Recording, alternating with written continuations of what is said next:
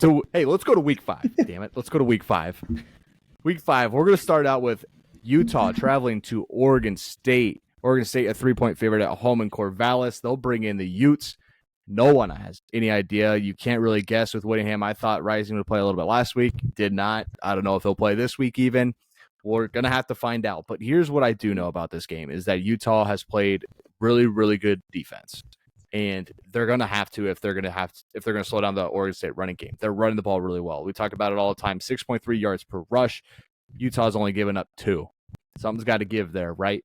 Well, then you're like, well, maybe DJU can air it out through his receivers and weapons on the outside like he did last week a little bit. Like that seems feasible. Like 8 yards an attempt, that's right in the middle of the pack. Well, Utah's only given around 6. So this defense has been really good, and they've been tested. It isn't like they have been playing Iowa every weekend, right? Like they've been tested. And when I look at this one, it all comes down to if Rising plays, how rusty is he? Does he really bring that big of a jolt to the offense?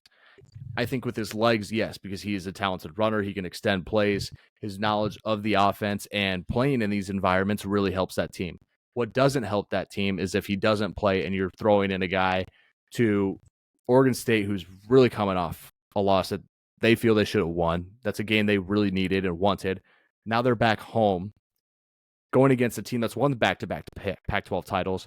This is going to be huge for them, and I think it'll be really tough for Utah to win this game. But I think last week really overshadowed how good Oregon State's been on defense. Now, they were obliterated through the air. Cameron Ward lit them up, right? But they've been excellent against the run. And what does Utah want to do? Run the football consistently. Every down they get a chance, they're going to run the football. And they're not going to go away from it. I think Whittingham's shown that he is going to stay with the run game. And Utah, outside of a couple plays, one against Florida in the opening drive, has not shown the ability to go down the field. So this is an interesting matchup. Maybe this is the one Rising comes back and Whittingham's been holding him back to, get healthy and be ready for a game like this when you really need them. But it's tough for me to really find where this game gets to a shootout, right? And so I'm thinking under. I think that number is about 42, 43, if I'm not mistaken. Let me just make sure I have the right number. 44.5.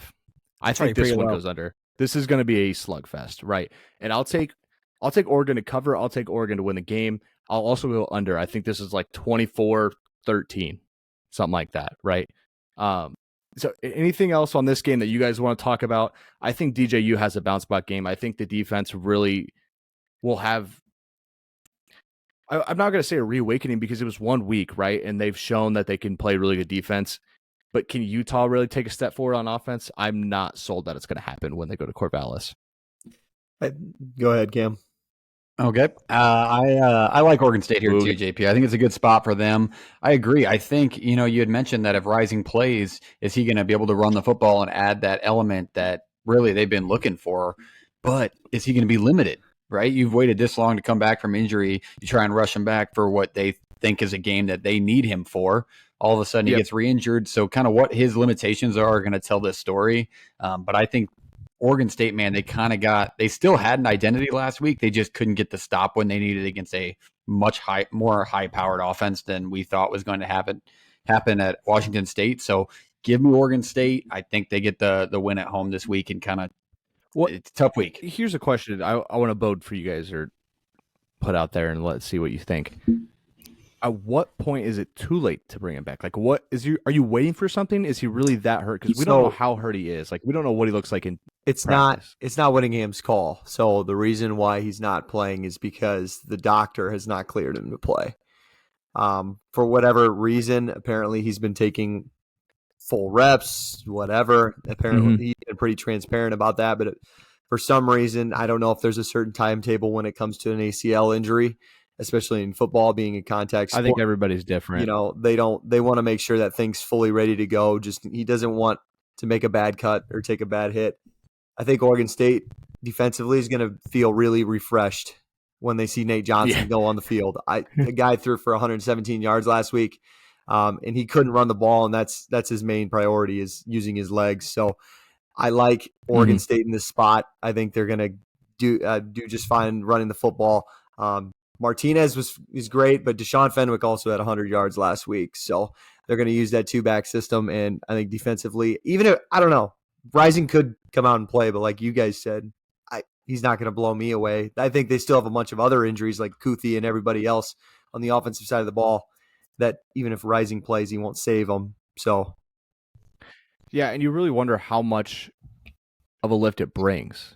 Like, is it more explosive? Is it just more consistent? Is it, consistent drives are now put together? Or does it get more explosive and they're hitting more big plays? I don't know. I don't know what that looks like. Reese, you were raising your hand. You have something to say on this one. I was going to say, if not this week, I think next week sounds like a good spot for him. I mean, they play Cal at home, so it's going to be a nice spot to kind of get him back in because they also got USC the week after that and then Oregon at home the week after. Yeah, Oregon I mean, week it's after not that, getting easy. They better get him in early. This is the meat of the Pac-12 schedule that we were talking about in the preseason of how nasty it gets for a lot of these teams. Let's go round table. Who wins this game? I think Parks is on Oregon State with me. Schaefer, are you on Oregon State, or do you like Utah and the points? I'm going to take Oregon State in this spot. And I've since the Friday night game, I've really thought about taking Oregon State, but not certain on that one yet. Reese, to you on this one. I'll go against the grain. I'll take Utah. Thank you for doing that. Yeah, that is good news for Oregon State. That's good news for the You pick. can always rely on Reese picking Utah. Welcome. I wonder, You're welcome, everybody. but You're Utah welcome. has a reputation for doing this, right? Is nobody really thinks they're going to win a game or they're not going to stay. Like, think about USC last year. It's different when they're at home, though. Other random spots. It's right? different when they're at home. But still, like this is what Whittingham does: is he wins games as underdogs in close games where he just grinds it out, right? So that's all I'm saying on this one. I think it'll be a great game, and it is Friday night. You're right, Schaefer. It'll be a great one to start your weekend.